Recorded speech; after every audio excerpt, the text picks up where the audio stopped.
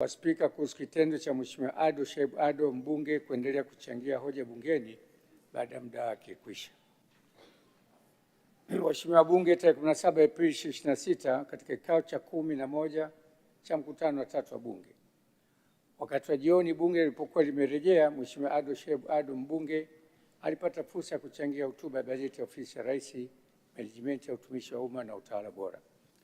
Mheshimiwa Bunge, mara baada muda wake wa kuchangia kwisha, kiti kilimjulisha juu ya swala hilo ili kutoa fursa kwa wabunge wengine. Baada ya maelekezo hayo, Mheshimiwa Ado aliendelea kuzungumza na hata baada ya kisemo chake kuzimika kuashiria kwamba muda wake wa kuchangia ulikuwa umekwisha. Kitendo hicho kilimuibua Mheshimiwa Timothy Paul Mzava mbunge ambaye aliomba mwongozo wa Spika ili kujua kama swala hilo linaruhusiwa au haliruhusiwi. Mheshimiwa Bunge, kiti kina mamlaka ya kuhakikisha utaratibu wa uendeshaji bora shughuli za Bunge unazingatiwa wakati wa mjadala. Vile vile, kanuni zimewekwa masharti kwamba uamuzi wa Spika kuhusu utaratibu ni wa mwisho. Haya yamefafanuliwa chini ya kanuni ya 85(1) ya kanuni za Bunge ya mwaka 2025. Mheshimiwa Bunge, sote tunapaswa kuzingatia masharti ya kikanuni kuhusu muda wa kuzungumza bungeni na vile vile kutii maelekezo ya kiti kila anapotolewa. Sasa kwa kuwa Mheshimiwa Ado wakati alipokuwa anachangia hakuzingatia hayo kwa kuendelea kuzungumza wakati muda wake umekwisha, na vile vile hakuacha kuzungumza baada ya kuelekezwa na kiti.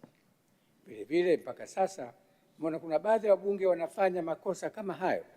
Hivyo ni vyema kujirekebisha ili kujiepusha na vitendo hivyo vya utovu wa nidhamu. Kwa mantiki hiyo, naeleza kuwa endapo swala hili litajitokeza tena, taratibu za kikanuni zitachukuliwa kwa mujibu wa kanuni ya 86 za kudumu za Bunge 2025. Kwa mantiki hiyo, namsamehe Mheshimiwa Ado kwa ugeni.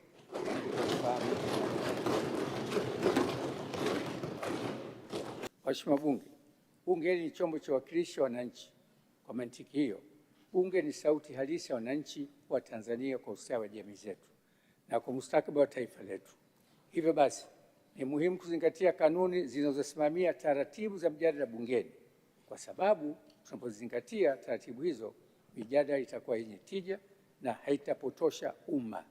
Kwa kufanya hivyo, tunapunguza upotevu wa muda, hivyo kuwezesha wabunge wengi zaidi kupata fursa ya kuchangia hoja.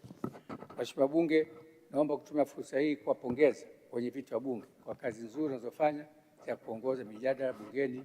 Tuendelee kuwapa ushirikiano kama mnavyofanya kwangu.